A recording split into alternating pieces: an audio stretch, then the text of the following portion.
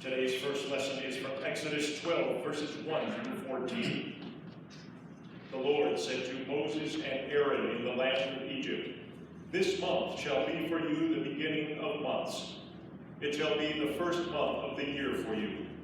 Tell all the congregation of Israel that on the 10th day of this month they shall take every man a lamb according to their fathers' houses, a lamb for a household. And if the household is too small for a lamb, then a man and his neighbor next to his house shall take according to the number of persons. According to what each can eat, you shall make your count for the lamb. Your lamb shall be without blemish, a male a year old.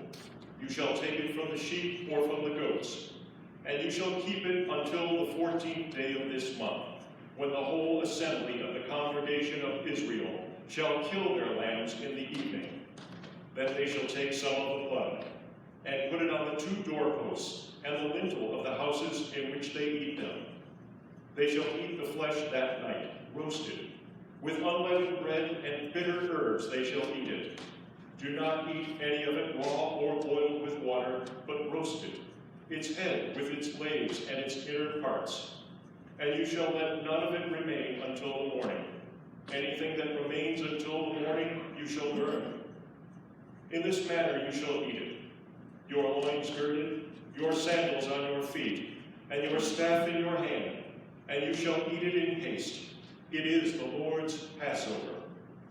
For I will pass through the land of Egypt that night, and I will smite all the firstborn in the land of Egypt, both man and beast, and on all the gods of Egypt I will execute judgments. I am the Lord. The blood shall be a sign for you upon the houses where you are. When I see the blood, I will pass over you, and no plague shall fall upon you to destroy you when I smite the land of Egypt. This day shall be for you a memorial day, and you shall keep it as a feast to the Lord. Throughout your generations you shall observe it as an ordinance forever." Our psalm this afternoon is from Psalm 116, and we speak responsibly with the congregation in the whole verses. I kept my faith, even when I said, I am greatly afflicted. I said in my consternation, men are all in pain over. What shall I render to the Lord for all his bounty to me? I will lift up the cup of salvation and call on the name of the Lord. I will pay my vows to the Lord in the presence of all his people. Precious in the sight of the Lord is the death of his saints. O Lord, I am thy servant. I am thy servant, the son of thy handmaid. Thou hast loosed my bonds. I will offer to thee the sacrifice of thanksgiving and call on the name of the Lord. Today's second lesson is from 1 Corinthians 11, verses 23 through 26. For I received from the Lord what I also delivered to you, that the Lord Jesus, on the night when he was betrayed, took bread. And when he had given thanks, he broke it and said, "This is my body, which is for you. Do this in remembrance of me." In the same way also the cup after supper, saying, "This cup is the new covenant in my blood. Do this as often as you drink it in remembrance of me. For as often as you eat this bread and drink the cup, you proclaim the Lord's death until he comes."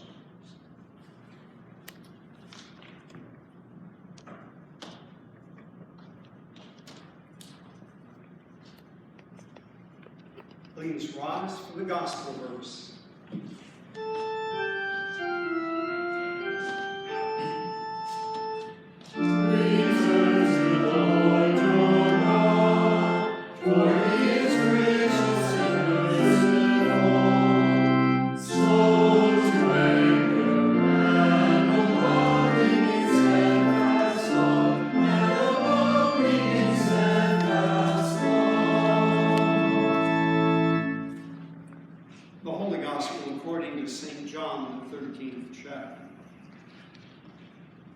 Now before the feast of the Passover, When Jesus knew that his hour had come to depart out of the world to the Father, having loved his own who were in the world, he loved them to the end.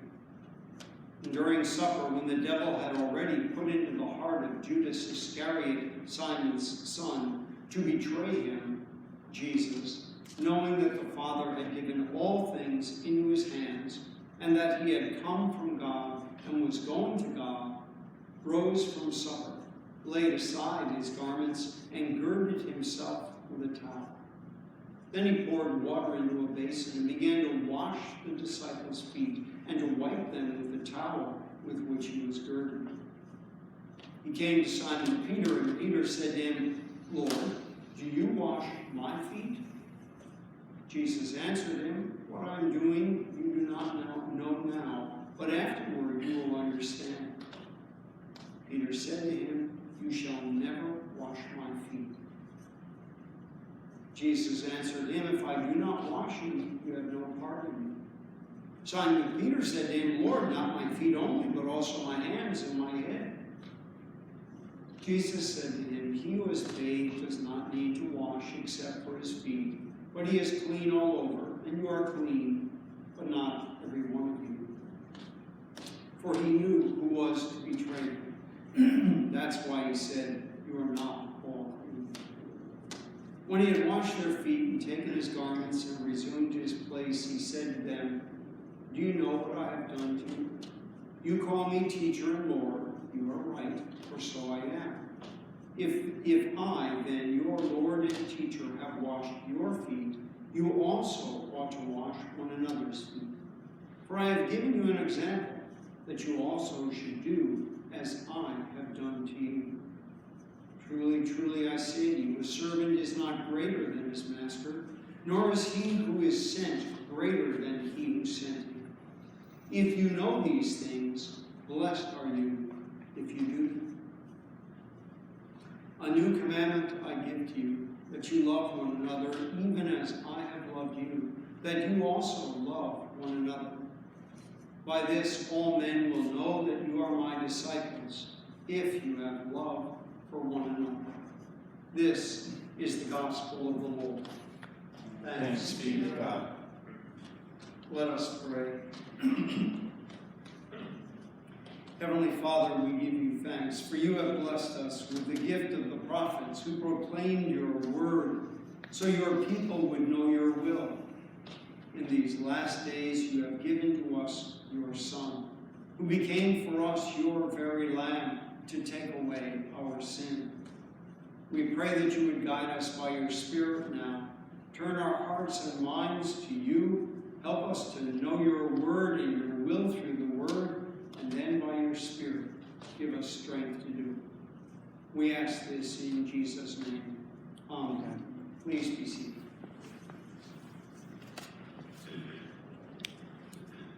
I wonder how your memory is doing. And have you noticed year by year it gets a little more faulty, a little more challenged? Every day there's something I forget. I've read a little bit about this, and it's not always age, but sometimes the way the brain is functioning. But you have to admit, after all these years, we've had a lot of input. I mean, we may well have been through 60 or 70 or more of these Maundy Thursday services. Like, your memory may be all right, but do you remember what you had for lunch on Monday?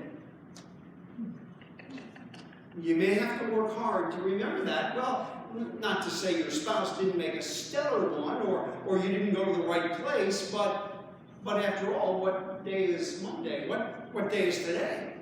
I mean, you want to hang your hat on something. What are we doing today? Does not make it Sunday. I mean, how often during a year do we gather? It throws me off. I don't know. Normally, doing different things on a Thursday. So what do we remember about this day? In some ways, this is the day when the Lord Jesus, like a professor, is working through the important things his disciples should remember. They've been at it 3 years. How many sermons did they hear? How many lessons did they see of what Jesus did? How many times did they place their hands into action to do something? I don't know about you. I've had about 10 years worth of college, so I was slow. I probably could have done it in 4 if I were smart. But now, masters, bachelors, postgraduate work. And I noticed that some of the professors, as you got to the end of the year, would take a day, sometimes just a couple of hours, and do a quick review to try to help you for the final exam that's coming up. I think they do that even more in the elementary school now, as the FCAT and all the rest of the tests, and to help the children remember what it was said at the beginning, to be able to make it all the way through. The final exam is supposed to include everything. Well, the disciples have been, again, working on this for 3 years. What are the important things? It is, in the mind of Jesus, the crucial test day. It all comes down to this. The Gospels themselves will spend between 20 and 30% of their book on this 1 week. I mean, it doesn't take a scholar or theologian to be able to figure out this must be where the important stuff is. I mean, we're really sensing what it is that Jesus is doing when he gets to the very end. In fact, to this day.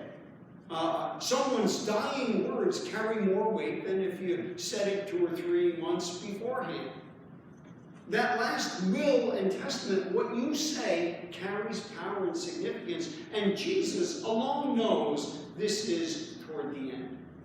So, in some ways, he is reviewing with his disciples what is significant. And this would be a different kind of night. Jesus knows alone who it is that's going to betray him. The disciples are shocked. They're offended at the idea that somebody would do this. Who would do it? They try to find out who it is. Jesus already knows about the betrayer.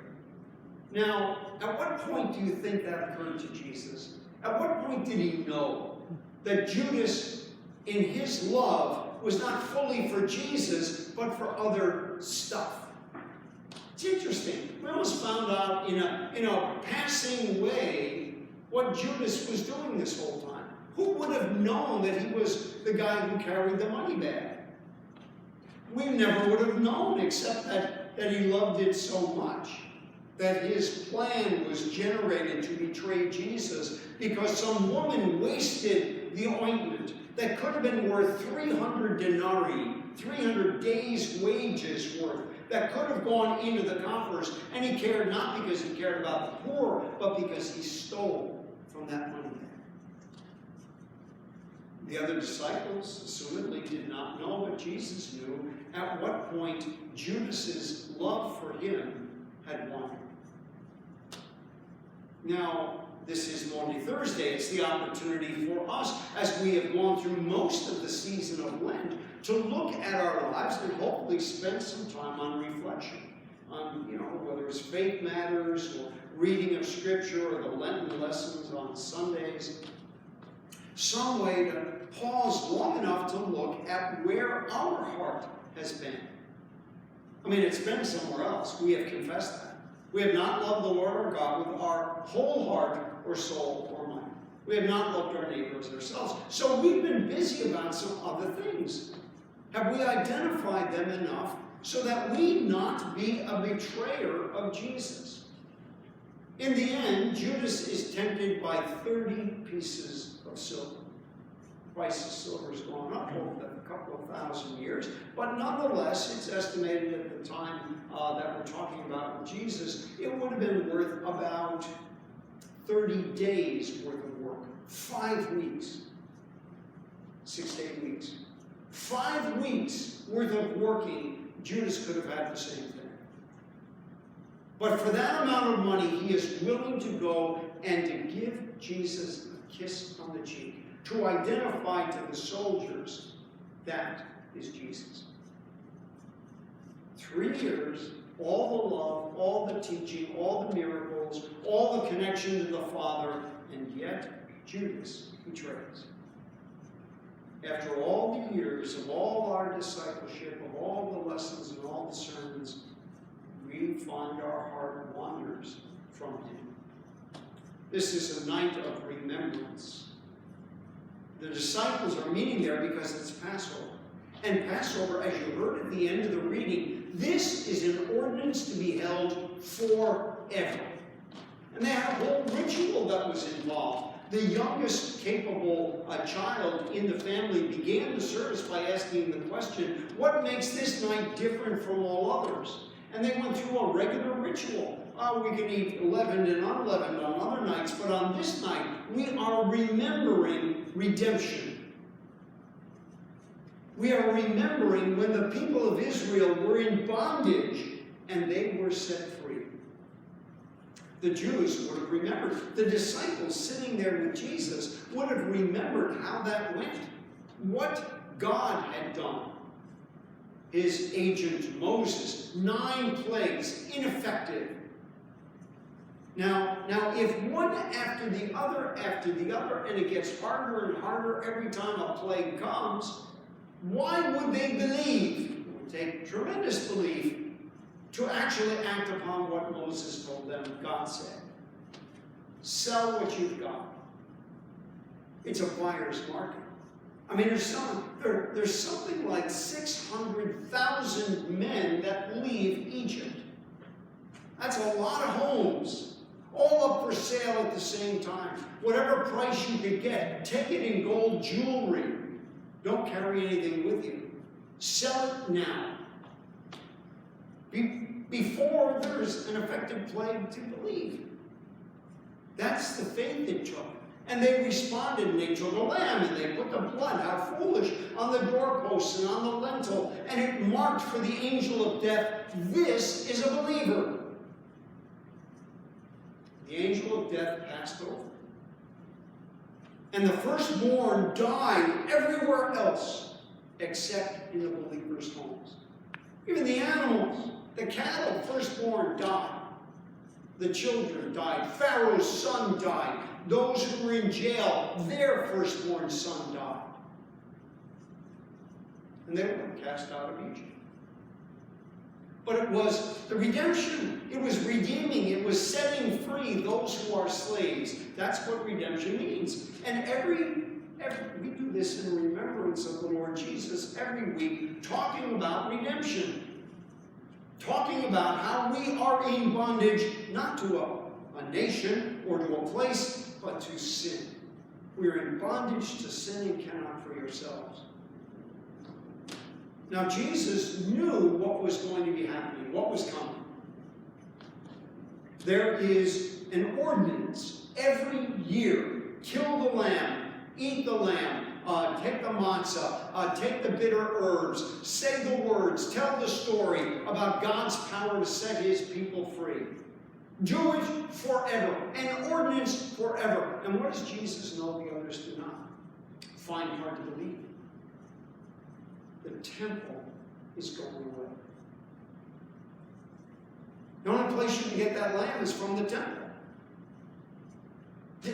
Was God giving up on his command? Was he giving them a command that could not be continued forever? But there's Jesus on the night in which he was betrayed, who took bread and says, this is my body for you. This is my blood for you of the new covenant.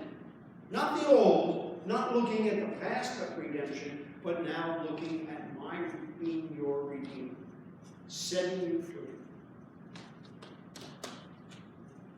Remember how he ends it?